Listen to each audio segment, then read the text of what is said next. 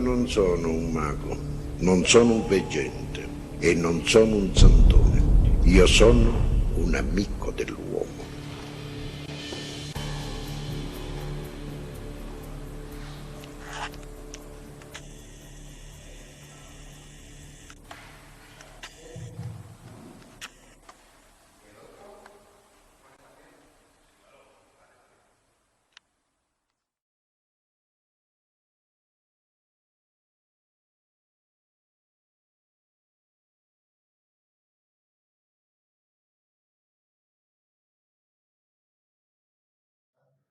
Y somos estudiosos de esta temática pues desde hace muchísimo tiempo. En mi caso, desde que tenía 20 años, tengo 64 ahora, pues se pueden imaginar.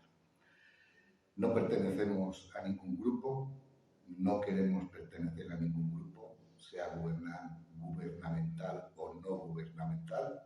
Somos estudiosos independientes sobre este tema. Y como se pueden dar cuenta, es un tema minoritario. No hay grandes multitudes, ¿no? Quizás es porque los gobiernos han hecho bien su trabajo de desinformación. Hoy vamos a hablar de qué nexo hay y qué importancia existe en el cosmos, que si no lo sabemos son 150 más o menos billones con B de galaxias.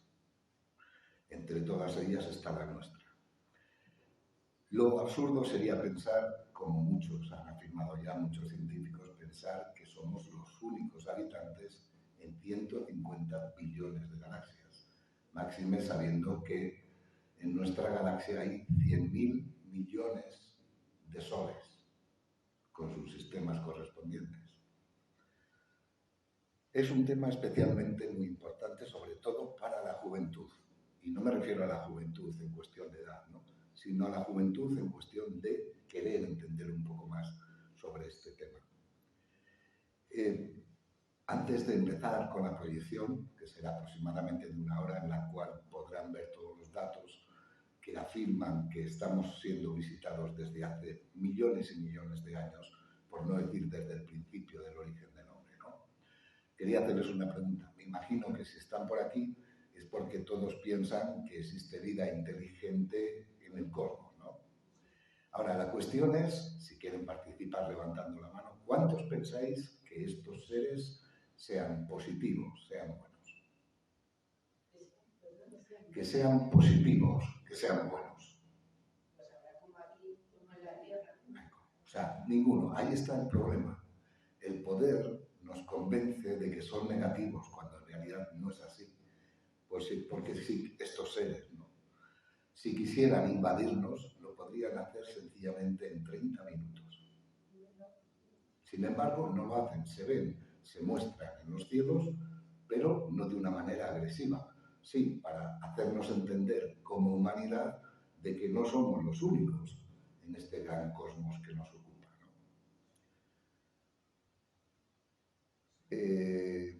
Nosotros queremos dejar claro, sobre todo, que estamos en contra de un personaje muy particular, y es el llamado, ¿no?, príncipe de este mundo, ¿no? El príncipe de este mundo y sus secuaces, que son los que están creando guerras por doquier, con justificaciones que realmente no tienen ninguna razón de ser. A estas alturas de la civilización, las guerras se deberían de haber anulado ya en todo el planeta. La evidencia está ante nosotros. Nosotros hablamos claro, no tenemos pelos en la lengua, queremos entender y explicar bien todo lo que se conoce actualmente, y luego cada uno que decida en su casa. Aquí no venimos a convencer a ninguno, venimos solo a exponer una serie de datos reales y verificables en los que cada uno luego puede tomar sus propias decisiones para un lado o para otro. Los hechos están, y los hechos no se pueden cambiar. Las afirmaciones que van a escuchar a continuación también están, y son afirmaciones que no se pueden cambiar. Por lo tanto, si queremos entender... Dime. Vale. El cosmos es algo más que roca y polvo. Y esto la ciencia lo sabe, pero no se sabe por qué. ¿Se sabe por qué? Guarda silencio. El cosmos es un enorme cuerpo mastodóntico, vivo e inteligente, con normas y leyes muy precisas. Lo vemos en nuestro propio sistema solar. La pregunta es, ¿quién ha establecido estas leyes tan firmes y férreas? ¿Quién conoce realmente a ese que las estableció? Seguramente ese es del cual Albert Einstein habló un día y dijo: Dios no juega a los dados. O lo que es lo mismo, que la casualidad no existe, existe una causalidad de todas las cosas. Tanto si se sufre como si se goza, existe una causalidad. La casualidad no existe. Le preguntaron una vez si él creía en Dios, Albert Einstein, ¿no? Y tuvo una respuesta bastante acertada. Dijo: el hombre encuentra a Dios detrás de cada puerta que la ciencia logra abrir. De hecho, el cerebro humano, tal como ha sido ideado por ese ingeniero desconocido, no es otra cosa que un intercomunicador con dimensiones más allá de la tridimensional en la que nosotros vivimos. Como hemos dicho antes, no pretendemos convencer a nadie. Lo nuestro es una exposición espontánea con datos después de muchos años de investigación y de mucha búsqueda y verificando la autenticidad de esos datos, por supuesto. En lo que van a ver ahora no hay en ningún caso inteligencia artificial. Todo lo que van a ver ahora son filmaciones reales, declaraciones reales en las televisiones internacionales y filmaciones reales, como veréis, de los diferentes ejércitos de nuestro planeta. Sin más, si quieres, Juan, puedes apagar las luces y comenzamos.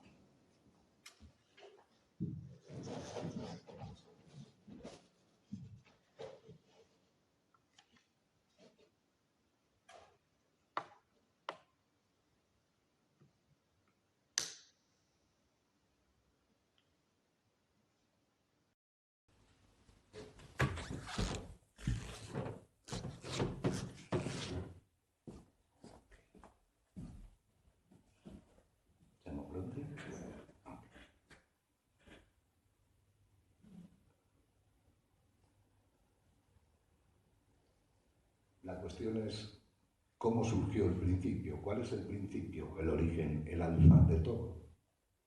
Pensar en el origen del cosmos físico significa pensar en lo que vosotros definís Espíritu Santo.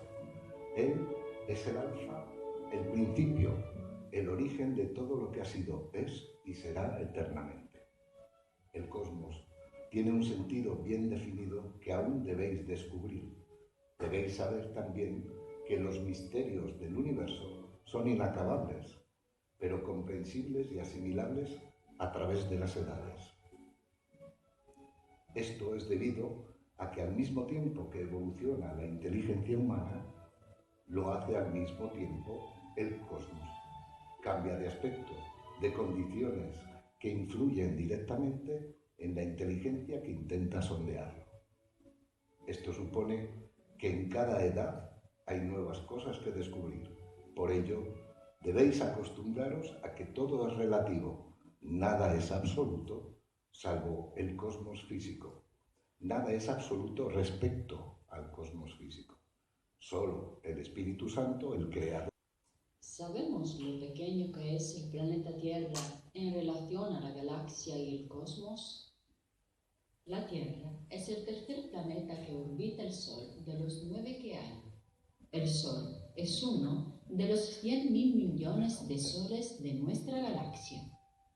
Es una galaxia de tipo espiral en la que se diferencian dos zonas. El bulbo central, el núcleo, donde reside la fuente del resto de la galaxia, y la zona periférica, donde está nuestro Sol y donde se crean otros muchísimos nuevos soles, tal como sucede en todas las demás galaxias, sean del tipo que sean.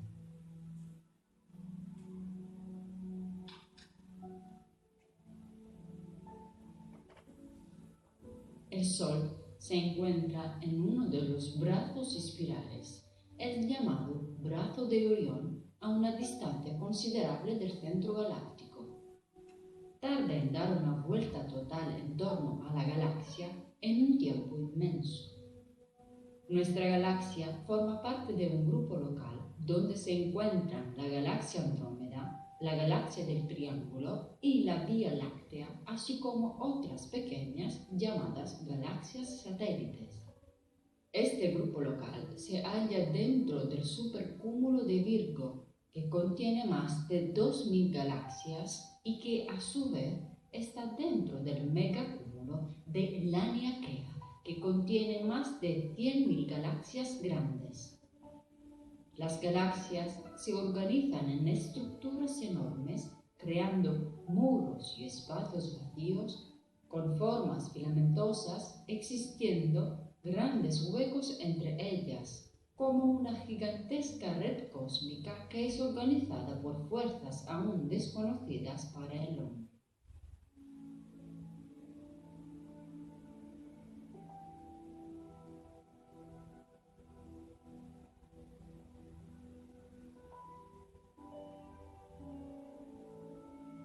Llegados a este punto, nos damos cuenta cómo el planeta Tierra, y aún más nosotros, somos insignificantes en comparación con la grandeza cósmica.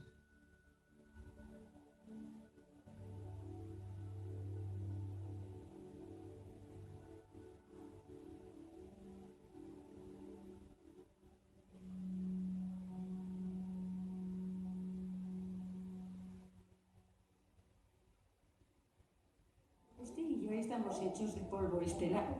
¿Y cómo podemos no estar relacionados con el universo en ese sentido?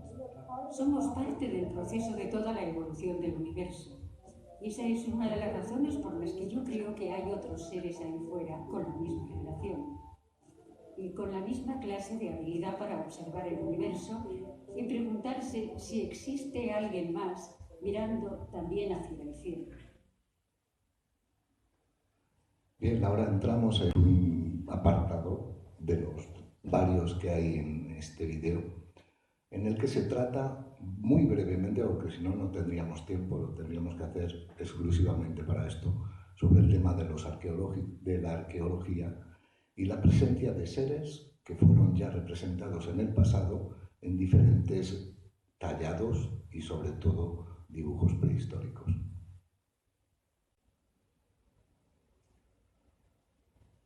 Hemos escogido esta filmación, bueno, pues para que vean que las imágenes que les exponemos están en todas las filmaciones que poseemos, lo que pasa es que no se pueden poner todas, ¿no? En este caso, si nos damos cuenta, tenemos esta parte de aquí, en la que, no sé si se oye bien, si no se oye, por favor, decidnos, ¿vale? Tenemos en esta parte de aquí como en esta época los datos de las imágenes y de las prehistóricos sobre estas pinturas los tienen todos en las fotos. Vemos cómo han pintado en la zona alta de la roca, como simbolizando el cielo, un objeto ovoide que parece tener como una especie de rayos. Vemos también cómo hay diferentes formas antropomorfas que no corresponden a la forma humana, y aquí a la derecha vemos cómo hay una especie de círculo que parece tener como unas aspas, como un molino que gira y que al mismo tiempo parece lanzar una serie de rayos hacia estas formas antropomorfas. Aquí hemos hecho una pequeña recopilación brevísima, porque si no sería, como he dicho, muy extenso, de las diferentes partes aquí en España donde hay este tipo de dibujos prehistóricos, ¿no? Arriba tenemos una muy particular de aquí, precisamente de nuestra provincia de Cuenca, ¿no? Datada en 8000 años. Vemos que la forma humana es muy básica, pero vemos como que en la roca han dibujado una esfera enorme, siempre en la parte superior de las rocas, como simbolizando el cielo, la cual tiene o bien ventanillas o bien luces en torno a sí. A la derecha tenemos también la curiosidad de que hay un sol en la parte inferior de la roca, no en la parte superior. Esto es intrigante en el sentido de que el sol no sería el que descendió, ¿no? Sería otro tipo de objeto. Tenemos también diferentes formas antropomorfas que no corresponden a formas humanas. Abajo a la izquierda, en Cantabria, tenemos, es como si fuera una secuencia. El autor, en este caso, lo que hizo fue remarcar esta primera y después una especie de cambios en su posición en las siguientes. 40.800 años datados según la ciencia arqueológica, ¿no? Y a la derecha tenemos también formas antropomorfas que la arqueología dice que son ornamentos ceremoniales, etcétera, y que nosotros pensamos que son algo más que ornamentos, sino que son otro tipo de seres no terrestres. Seguimos. Aquí tenemos diferentes grabados también, en este caso de África, de México y de Europa, ¿no? A la izquierda tienen claramente una especie de astronauta dibujado. Esta es muy interesante, de África, porque se ve un ser, este es el dibujo, ¿no? Para ver un poco más claro lo que he pintado. Se ve a un ser que parece llevar hacia el interior de esta especie de círculo luminoso, que está dibujado incluso con sus rayos, ¿no? A estas, digamos, aborígenes de la zona. A la derecha, arriba, tenemos una deidad mexicana con su vehículo divino, como los llamaban, ¿no? Se ve claramente que tiene las manos y tiene disposición de estar manejando algún tipo de vehículo, ¿no? Y abajo tenemos las famosas conocidas talladas en Val Camonica, en Italia, donde se ven dos seres con cascos resplandecientes. Había una infinidad, pero hemos seleccionado algunas solo. Aquí tenemos en este caso Australia, tenemos China y tenemos Egipto. En Australia, estas son las deidades que llaman buebujinas, los han llamado así porque ya ancestralmente así los han llamado las tribus de allí, y hay una cosa muy simbólica, y es que los dibujan con una especie de casco, pero no se les ve la boca, ¿no? Solo se le ven los ojos. Y hay una cosa muy interesante, el hecho simétrico del dibujo que tiene en torno al casco. La simetría es una ciencia o una técnica que o se aprende o sencillamente se copia. En este caso pensamos que los aborígenes lo copiaron de los personajes que vieron. A la derecha tenemos también otro grabado prehistórico. Al centro, a la derecha tenemos los llamados tallados en las pirámides, ¿no? Los jeroglíficos, exacto, no me salía la palabra. Los jeroglíficos, y los arqueólogos explican todo, de todo, menos este tipo de objetos que hay representados y que son bastante evidentes que, de ser algo que vuela, seguramente no son aviones. Bien, abajo tenemos las famosas estatuillas Dogu. Comentarios sobran porque el paralelismo con los trajes espaciales modernos pues, es evidente. Esta es otra recopilación, aquí tenemos la famosa losa de Palenque, y estos son dos estudios de ingenieros aeronáuticos, uno ruso, otro americano, que viendo lo que hay grabado en esta roca, hicieron, digamos, un dibujo alusivo al tema, y se ve una persona en posición de dirigir una especie de vehículo a propulsión. A la derecha tenemos los últimos descubrimientos hechos en México, que curiosamente todos los institutos de antropología y de arqueología y tal no se quieren pronunciar porque no podrían decir otra cosa que lo que efectivamente representa, que es bastante claro. Cabezas, cráneos que no son humanos. Abajo a la izquierda tenemos el famoso astronauta de Kiev. Característica de este astronauta es sencillamente el casco que lleva, la estructura nasal y bucal muy atípica, un traje que parece ser como si fuera una armadura de una sola pieza, y lo curioso es la cantidad de dedos que tiene. Tiene 5 delante en cada mano, más el pulgar que está por detrás de la figurilla, 6. A su derecha tenemos una deidad celta, llamado Dios Ciervo. La semejanza con lo que aquellos que se hayan informado sobre el tema de los grises, la semejanza con estos seres es bastante notable. A la derecha tenemos otra estatuilla curiosa, que los arqueólogos se empeñan en decir que es un cuchillo ceremonial. Bien, vamos a verla en detalle. Esto sería el casco. El rostro, se ve que los ojos son muy grandes.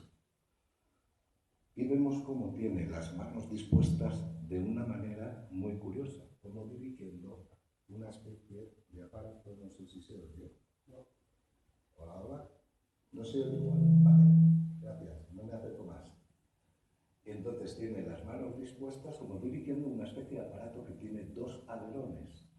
El paralelismo con el aparato presentado en los Juegos Olímpicos de 1984 es impresionante. Esto de aquí, que la arqueología oficial dice que es la rama del cuchillo, no representa otra cosa sino la propulsión que obtiene este personaje a través de este aparato. ¿Seguimos? Esta es una recopilación breve de todo lo que hay en el planeta en relación a los rastros, no solo arqueológicos, sino también, sobre todo, culturales, como podemos ver con los sumerios, Mesopotamia, etc. Como decimos, sería muy largo explicar todo. Tendríamos que dedicar un día solo exclusivamente a hablar de arqueología. Quizás en un futuro tengamos la oportunidad.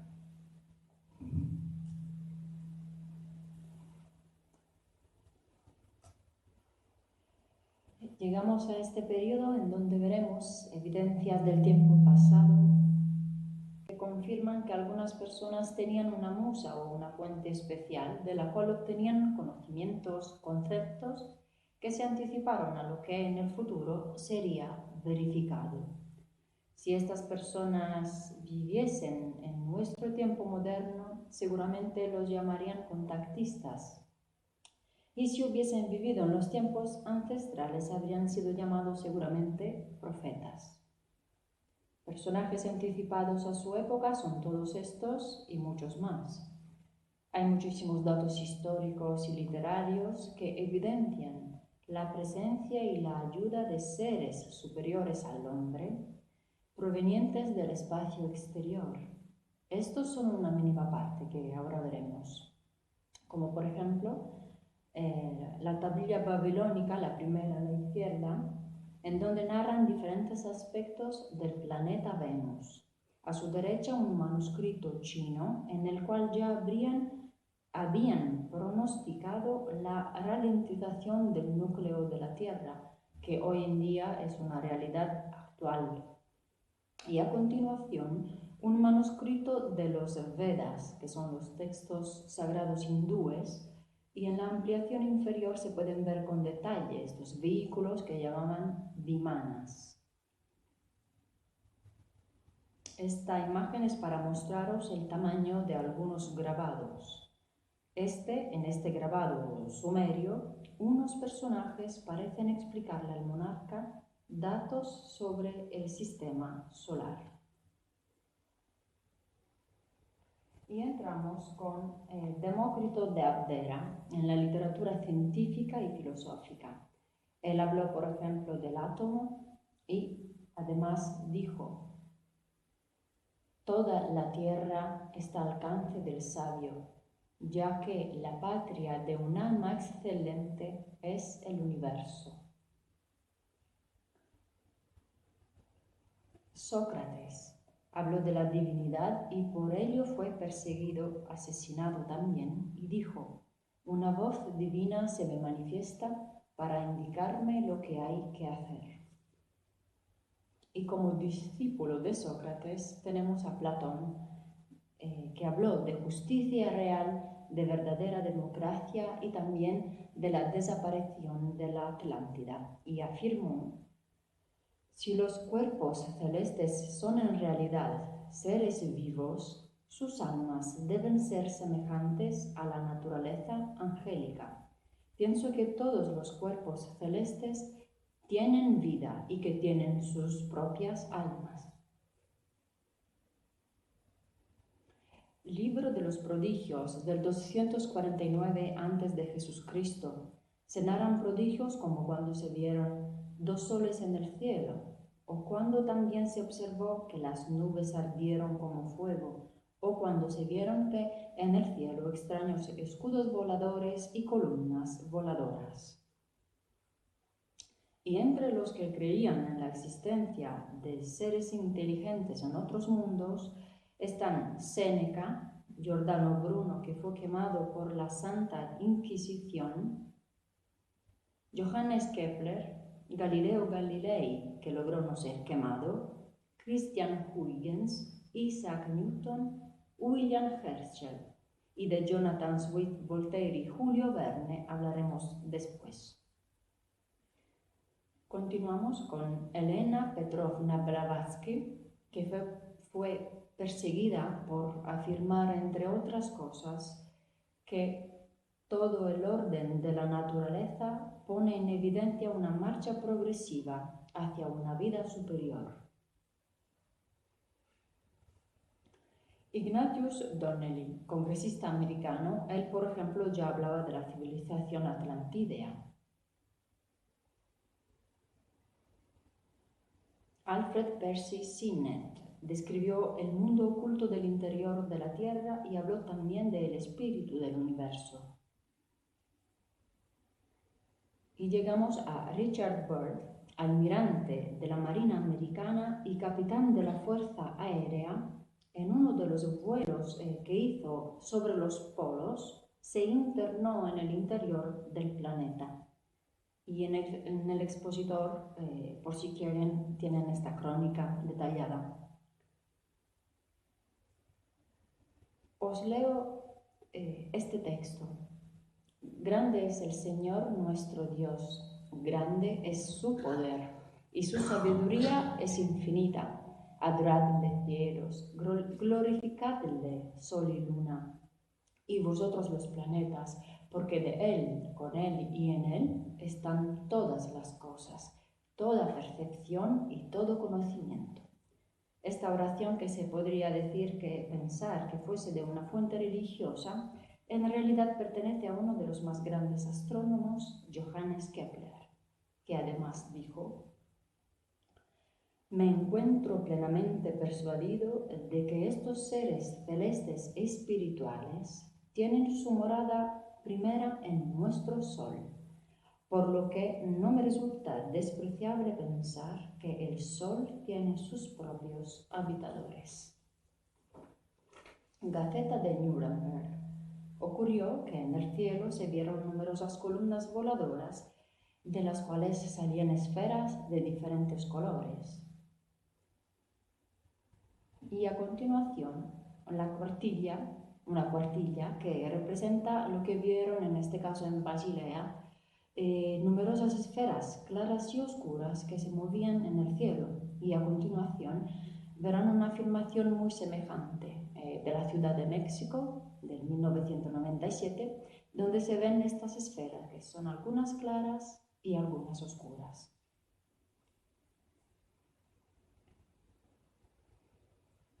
Isaac Newton creía firmemente en la divinidad y así lo expresa.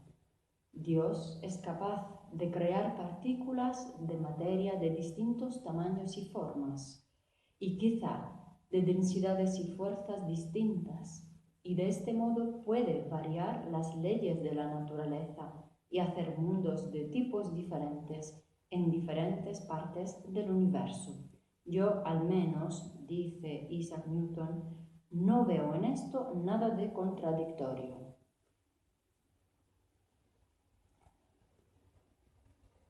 Jonathan Swift. Él habló de una misteriosa isla voladora con habitantes y que la llamó la isla de Lilliput. Fue llevado a esta isla voladora y describió, cuando aún ni siquiera se conocían, los satélites de Marte, que son Phobos y Deimos.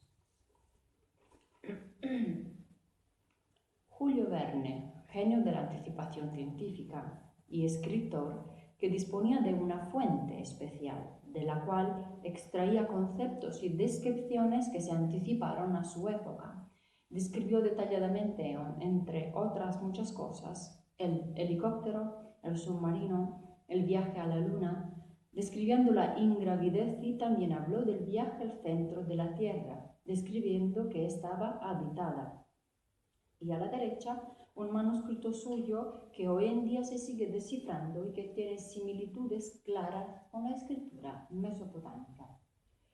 Y le dijo Julio Verne a su nieto antes de morir: escucha, ahora que debo marcharme, tengo que decirte algo. Ha dicho marcharme, no morirme. Y dice: conserva cuidadosamente estas notas sobre mi libro de la Tierra a la Luna, pues tú verás a los hombres ir a la Luna y podrás darte cuenta de la realidad de mis escritos. Y por cierto, lo sabemos que el viaje de la Tierra a la Luna es la noticia del año. Y esto evidencia también cómo Julio Verne tenía y estaba completamente seguro de la información que recibió de esta fuente especial y que dejó en sus obras. Continuamos con Voltaire, un historiador y escritor francés, también él con una fuente particular, y en su obra Micromegas describe un habitante de la estrella de Sirio que viajó a Saturno y que explica de este modo. Yo os leo un pequeño trozo porque la crónica es larga. Dice: nuestro viajante conocía de maravilla las leyes de la gravedad y todas las fuerzas de atracción y repulsión, y se servía de ellas unas veces con la ayuda de un rayo de sol y otras con la de un cometa. Iba de globo en globo y volaba de rama en rama y recorrió la Vía Láctea en poco tiempo. A continuación, la carta autógrafa autentificada de Voltaire, dada a conocer por primera vez por Eugenio Siragusa. Os la traduzco porque está en francés. 6 junio 1761. Le respondo, Señor, a la carta del mes de abril, en el cual sus terribles revelaciones convierten al anciano hombre que soy en el confidente del más terrible de sus secretos en el día de su muerte. Gracias, Germain. Vuestro largo camino en el tiempo estará iluminado por mi amistad hacia vos, incluso en el momento de sus revelaciones en la mitad del siglo XX. Las imágenes hablantes no podrán, faltas de tiempo, conservarse en mi recuerdo. Puedan vuestras maravillosas máquinas volantes traerle a mí. Adiós, amigo mío. Voltaire, gentilhombre del rey. Interesante, ¿qué quería decir con imágenes hablantes y maravillosas máquinas volantes? Y por último, no hemos olvidado a Dante Alighieri, que escribió la Divina Comedia, describiendo los mundos que hay en el interior de la tierra y que son, aunque no se leen en la pantalla, el primero, a la izquierda es el paraíso, el purgatorio y el infierno, y que se encuentran en el interior de la tierra. Lo que describió Dante no fueron chorradas, como algunos se permiten de afirmar, sino que todo aquello que vio cuando fue llevado por un personaje angelical que se llamaba Virgilio es real. Y muchos otros personajes, como podéis ver en lo alto a la derecha, que todos ellos hablaron de que la tierra está habitada y que tienen el infierno, el purgatorio, el paraíso, sus reinos, perdona, no me salía la palabra. De hecho, la crónica que hay del capitán Bill es muy importante, es un capitán de la Marina, y esa crónica figura en los archivos militares de Estados Unidos. Él dice que con su avión, como podrán leer en la crónica que tienen fuera, se adentró hacia el interior de la Tierra, vio animales, plantas y seres humanos que lo recibieron y hablaron con él. Era un capitán, un piloto de la Marina Americana.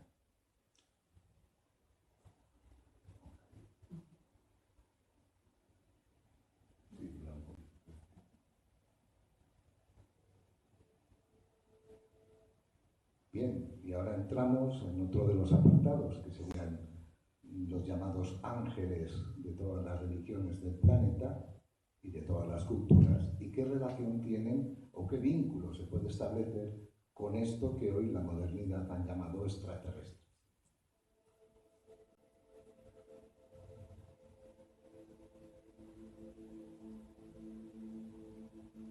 En realidad esto es un tapiz tibetano que habla de la creación, en donde se ve claramente como en la parte superior están dibujadas esta especie de divinidades, pero siempre volando por los aires con una especie de nube ovoide que se desplazaba, ¿no? Ahora veremos unas cuevas en la cual también están representadas estas divinidades, curiosamente con vehículos que parecen que están como a propulsión. Un ejemplo claro de lo que serían estos vehículos sería la estupa de Borobudur, donde se ve una enorme campana, que pues, podría ser una nave madre, y las demás pequeñitas alrededor. También en Egipto se encuentran datos, y también en la India, por supuesto, con los famosos Los Vedas, articulados por escrito hace 400 años, siguen siendo el objetivo de investigación de eruditos como Parmarsi Sivaramamurti, director del Museo Nacional de la India. En la antigua India, como en todo el mundo, el hombre ansiaba viajar por el espacio. Tenemos el carro aéreo del dios de la luz Surya que se menciona en los Vedas. Tenemos también el Brusdriman, un magnífico aeroplano que podría transportar cualquier cosa como se menciona en el Ramayana, un carro real aéreo propulsado por un motor. Los Rishis podían trasladarse a cualquier planeta que desearan por el Sindhi. Tenemos también en la cultura japonesa diferentes deidades pintadas siempre con una especie de halo luminoso en torno de ellas y descendiendo, como vemos aquí, también de los cielos, ¿no? Tenemos incluso a la derecha una deidad llamada la princesa de oro, en la que se ve cómo va sobre una nave, pero esta nave o barco está por encima de las cabezas, no sé si se ve aquí abajo, o sea, está volando por encima de las cabezas de las personas.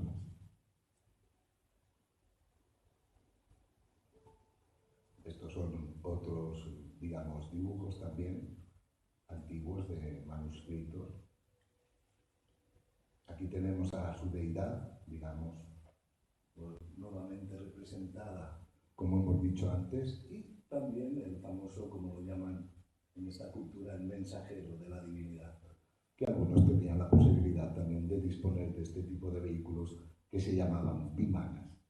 Aquí tenemos la cultura islámica, en la cual también están representados claramente este tipo de seres voladores, que vuelan sobre unas especies de plataformas, y además conocemos la mitología, digamos, dicha así, de las famosas alfombras voladoras, ¿no?, de este tipo de cultura.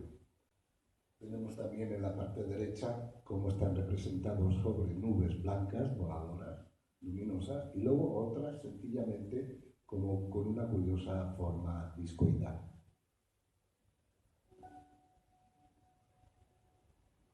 Y aquí entramos en algo bastante particular. Es el monasterio de Decani, y esta pintura que ven en la parte superior es la que ahora veremos en detalle.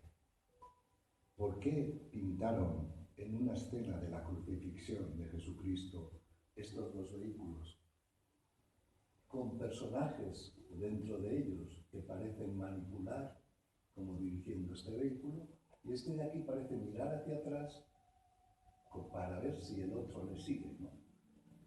Dibujos de este tipo los encontramos a cientos. Hemos seleccionado estos nada más. En este, por ejemplo, se ve cómo han pintado estos dos objetos con rostros humanos en su interior. Quizás eran los ángeles de los que hablan tantas religiones y también la religión católica. Aquí tenemos una pintura de Carlo Crivelli, donde se ve que desde un objeto lanza una especie de rayo que bendice a María, ¿no? Tenemos la famosa estrella de Belén, que se veía también de día, una estrella que se veía de día, que se paraba y que se movía a voluntad. Vemos también aquí a los personajes como están pintados también mirando ese tipo de estrella que guió a los magos. Aquí tenemos un cuadro muy interesante, María con Jesús y Juan niños. Vemos en la parte que van a ver ahora resaltada, ahí está, esta parte de aquí, cómo el perro y el pastor miran detenidamente algo que brilla ovoide en el cielo. Son pinturas de siglos atrás. Tenemos el famoso carro de Elías, que es el carro de fuego, que luego devolvió vivo a Elías a la superficie. Si era de fuego, es raro que lo pudiera devolver vivo. Algo tenía que ser ese fuego que se describen en las escrituras, ¿no? Aquí tenemos otra forma de diferenciar lo que es un pájaro. Este de aquí. Este de aquí, que bueno, no voy a decir nada más, ahí está pintado. Y esto es algo muy curioso. Esto es un manuscrito de la Inquisición española que, gracias a don Dimas, que era el archivero ¿cómo se dice? No me viene la palabra. Del archivo,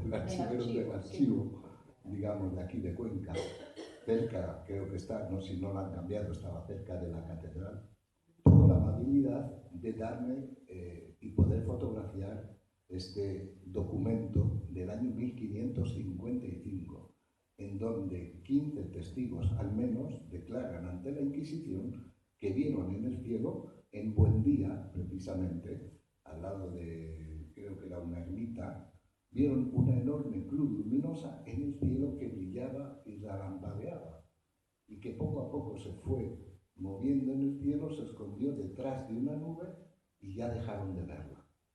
Este es un documento interesante en el sentido, fue además dado a conocer públicamente por, creo que era Heliodoro Cordente, que era también un estudioso de estos temas, y lo publicaron incluso en la prensa. Este es don Dimas, el que me favoreció el hecho de poder fotografiarlo ampliamente. Ahí está el documento, totalmente todos los folios, por si alguien de vosotros os interesa. Estos documentos que exponemos, queremos deciros que no hay ningún problema si alguno de ustedes quiere disponer de ellos. Nosotros los damos absolutamente sin ningún interés y gratuitamente. Nosotros no comerciamos nada, ¿eh? Damos a la gente interesada lo que quiere. No hay ningún problema.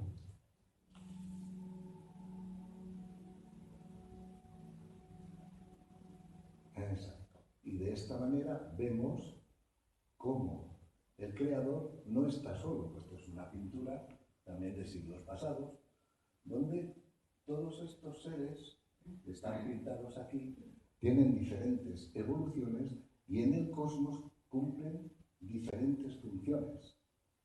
No es que sean seres también físicos con alas, no, son inteligencias, porque nosotros tenemos que saber que no somos este cuerpo, nosotros somos lo que entra en este cuerpo y cuando hace su ciclo se va.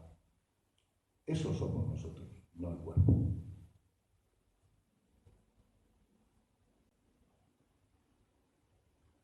Bien, ahora entramos, digamos, en el núcleo de la cuestión, digamos, lo más actual, que es la conjura del silencio mundial, no solo de silencio, sino de descrédito y de ridiculización, haciendo que un tema que debería ser conocido por toda la humanidad, hoy tan solo sea conocido por 6 personas que han venido. ¿Por qué? Porque no es un tema mayoritario. Es un tema que el poder se ha ocupado de ridiculizar, de desmentir y de desprestigiar, cuando en realidad sería el descubrimiento más importante que esta humanidad podría conocer, la existencia de seres inteligentes que nos quieren ayudar porque estamos en una buena crisis y veremos en el futuro. Ahora vamos a ver una serie de declaraciones, ¿no? Ya desde las primeras guerras mundiales, Primera y Segunda Guerra Mundial, fueron firmados, vuelvo a decir que no hay inteligencia artificial, son filmaciones del ejército, objetos entre los grandes bombarderos que al final tiraron la bomba atómica. ¿Por qué?, se preguntaban. Y el por qué es muy claro. Estos seres se habían dado cuenta, no solo de aquí de la Tierra, sino de otros planetas del sistema solar, que la raza humana había descubierto una energía destructiva muy peligrosa, que no solo podía aniquilar a la humanidad, sino hacer que el mismo planeta pudiera explotar, como ya pasó en el pasado con uno, que ahora es el cinturón de asteroides.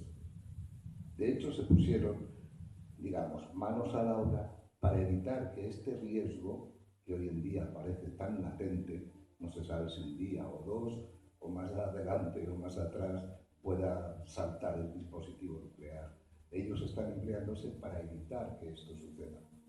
Y de esta manera han contactado con algunos potentes, como ahora podremos ver. Potentes que conocían ya en el pasado el hecho de la existencia de estos seres, como podemos ver aquí, bueno, de estos seres, quiero decir, de esta energía en concreto.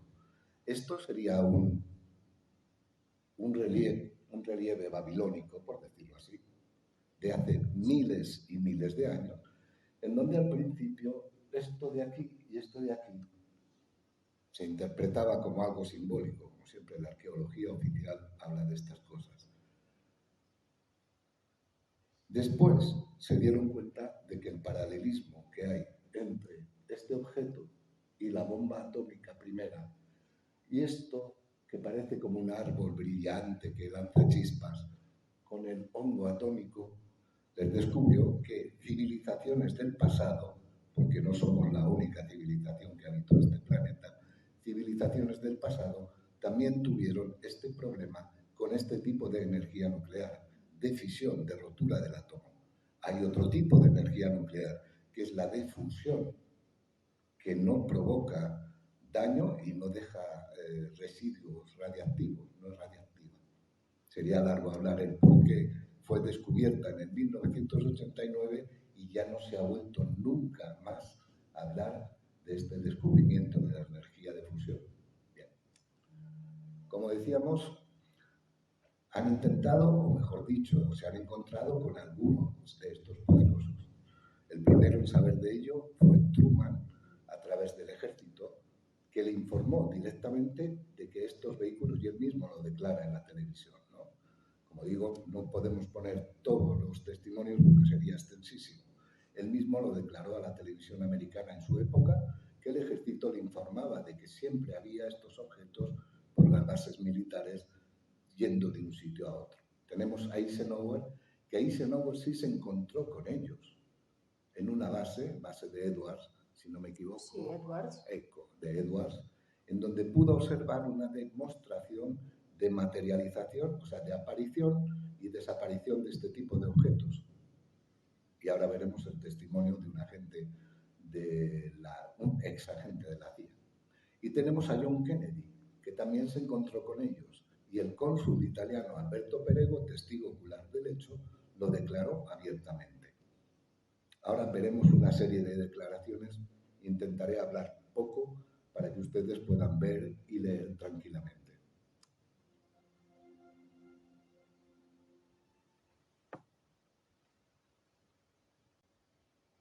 An alien demonstration of technology and power at Muroc Dry Lake, which is now called Edwards Air Force Base. He made it more military-oriented than, say, a civilian president would have. And it's this, I think, that has his actions let the real power of the executive office slip through the hands of the president into MJ-12. Eisenhower is the last president to have a full briefing on the alien problem, but there are certain other things which probably only about 25 people on the face of this earth know.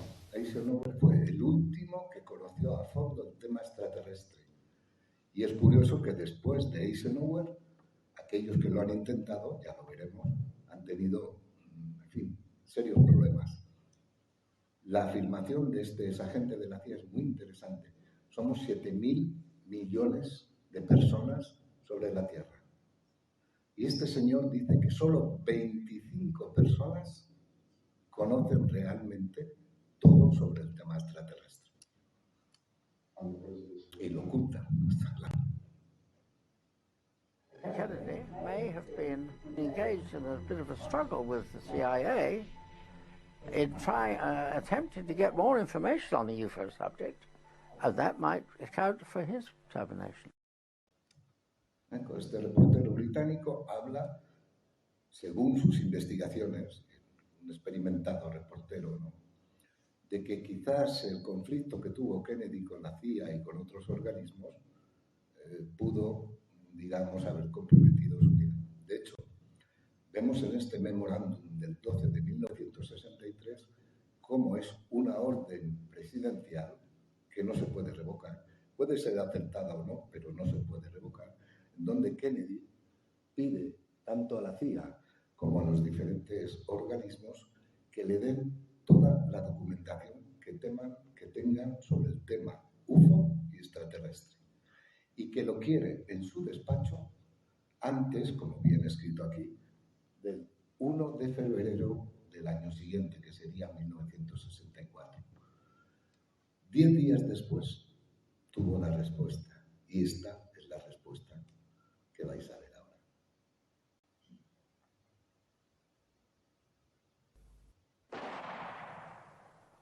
Esta es la respuesta que le dieron a Kennedy. Este es el motivo fundamental por el cual se cometió ese magnicidio. Porque Kennedy fue el que promulgó el viaje a la Luna, ahora que está tan de moda el Artemis todos y el cuñado del Artemis, etc. Él fue el que propuso este programa lunar porque quería, perdonad por el golpe, porque quería dar a conocer abiertamente a toda la humanidad la existencia de seres pacíficos que nos querían ayudar a salir, digamos, del riesgo atómico. Esta fue la respuesta que tuvo. Aquí ven una recopilación de todos aquellos que conocen y confirmado la existencia sobre el tema UFO, no solo políticos, como aquí, incluso abajo está la reina, de la cual tenemos algunas cartas agradeciéndonos profundamente las informaciones que le hemos enviado. Y a la izquierda tenemos científicos, periodistas, informadores y abajo también religiosos. Los que ven marcados con un círculo son aquellos personajes o que han estado muy cerca de un disco volante o que se han encontrado personalmente con ellos. Bien, y ahora vamos a ver a partir de donde surge un pacto tremendo a nivel mundial.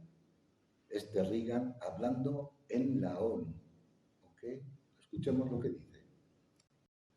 In our obsession with antagonisms of the moment, we often forget how much unites all the members of humanity. Perhaps we need some outside universal threat to make us recognize this common bound. I occasionally think how quickly our differences worldwide would vanish if we were facing an alien threat from outside this world. And yet, I ask you, is not an alien force already among us? Me pregunto a toda la asamblea de la ONU, ¿y no es cierto que ya hay una fuerza extraterrestre entre nosotros? El problema que hubo con esto es que tanto Reagan como ahora veremos Gorbachev, que lo confirma, consideraron este pacto considerando a estos seres como seres peligrosos, cuando en realidad no lo son. Los más peligrosos somos nosotros, que tenemos las bombas atómicas. Ellos, sin embargo, lo que hicieron fue un pacto. A partir de aquí se estableció un pacto global que ahora van a ver el recorrido que tuvo. Este que viene a continuación es Gorbachev, que confirma esto que van a escuchar. Then we went to the next day. That fireside house. Yes. President Reagan suddenly said to me, what would you do if the United States were attacked by someone from outer space? Would you help us? I said, no doubt about it. Este es Chernenko, que con Clinton confirmó un pacto... ¿Cómo? Yeltsin. Boris Yeltsin, perdón. Yeltsin. Que con Clinton confirmó un pacto global en el planeta Tierra. Pero un pacto global ¿en relación a qué? Bien.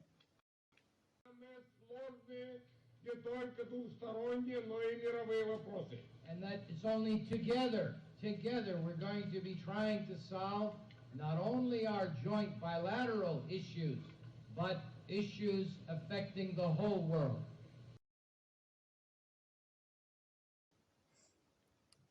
Y ahora, estas son unas declaraciones, no voy a comentar nada, que son suficientemente claras. Pueden leerlas y escucharlas.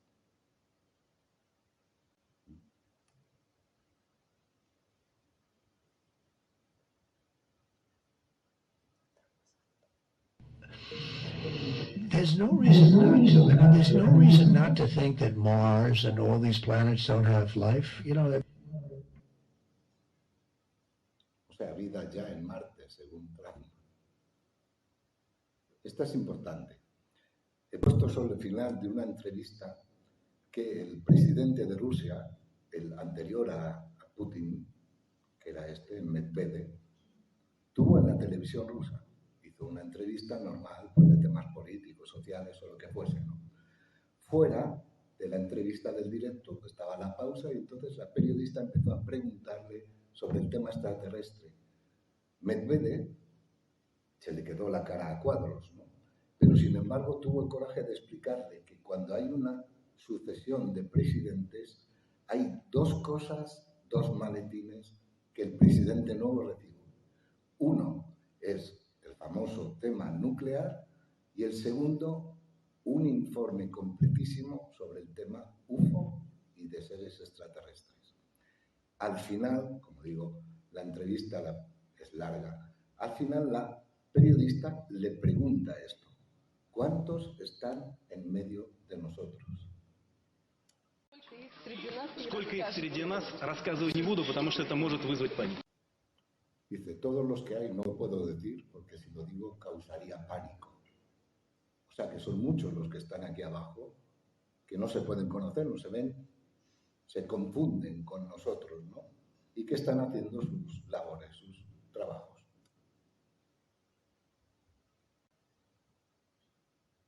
Что подобные меры лишь спровоцируют то, против чего пытаются бороться чиновники.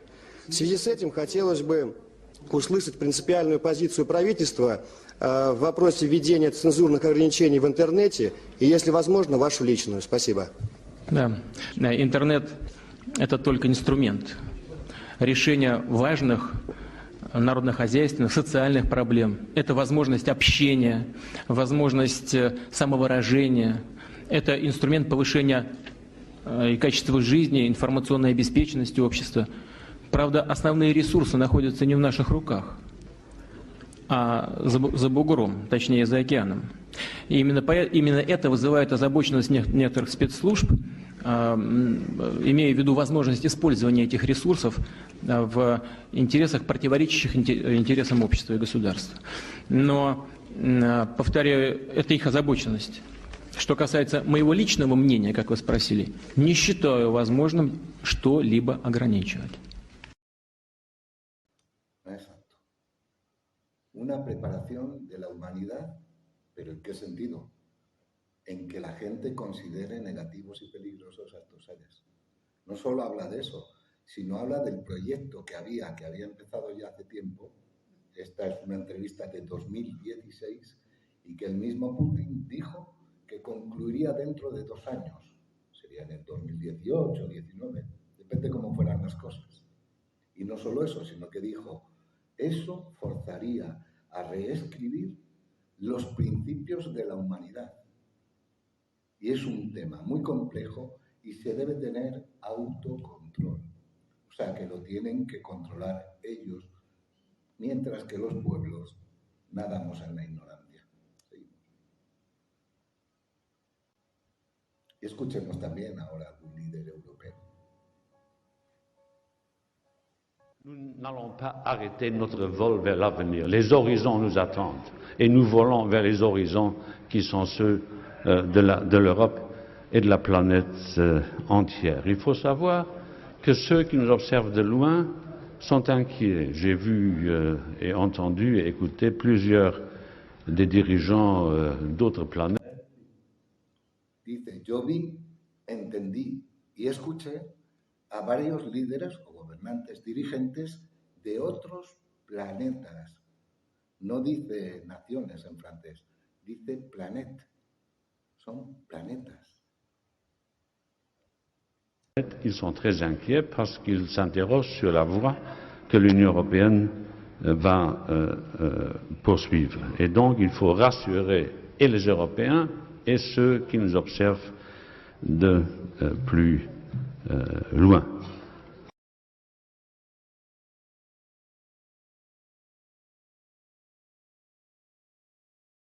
Muchos de ellos están presentes en nuestra atmósfera. Siempre han estado allí, pero ahora su presencia se ha vuelto más evidente, porque al analizar nuestras actividades han comprendido que nos hemos adentrado por el camino de la autodestrucción. Han comprendido que nos hemos adentrado por el camino de la autodestrucción. Y esto es el resultado de este pacto global que están todavía concluyendo en todo el planeta, con todas las naciones. Pueden luchar unas contra otras, como vemos, pero hay un pacto que no pueden violar. Y ese es el pacto global que hablaba Yeltsin antes. Esta es la respuesta que los potentes, los más potentes, han dado a los avistamientos de estas naves cuando intentan vigilar y sondear lo que está ocurriendo en las guerras. Os hemos puesto tres filmaciones para que os deis cuenta.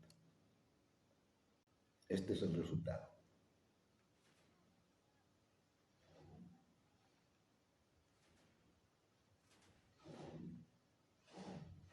Atacarles, cuando en realidad ellos no tienen intenciones agresivas ni de conquista sobre el planeta. Son filmaciones reales de los ejércitos, y hay decenas y decenas. Aquí se ve cómo la astronave prevé el lanzamiento del bazooka y se aleja antes. Y parece que incluso que el bazooka explota antes de que llegue. Quiero poner en cola Luis. Excusar. Perdón por el volumen.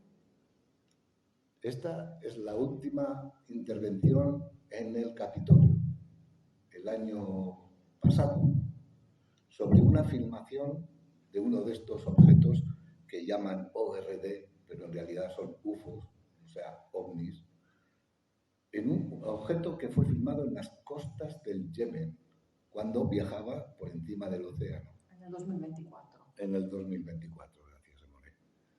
Resulta que lo que hicieron, en lugar de un comportamiento humano, fue lanzarle un misil.